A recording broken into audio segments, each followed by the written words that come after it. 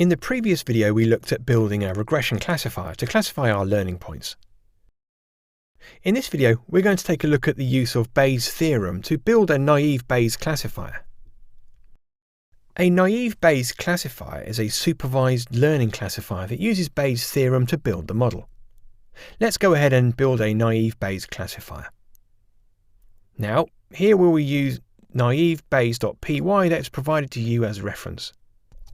Let's now import a couple of things like Gaussian NB from naive Bayes and plot classifier from logistic regression. You are provided with a data multivar.txt file. It contains data that we use here. This contains comma-separated numerical data in each line. Let us first load the data from this file. So here we have written the code to load the data. So now we have loaded the input data into X and the labels into Y. Next, let's build the naive Bayes classifier.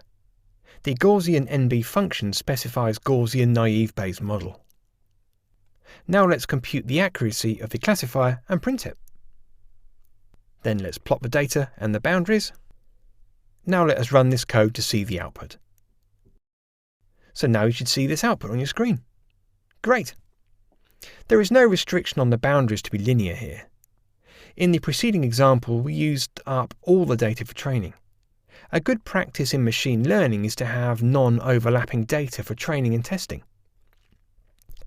Ideally, we need some unused data for testing so that we can get an accurate estimate of how the model performs on unknown data.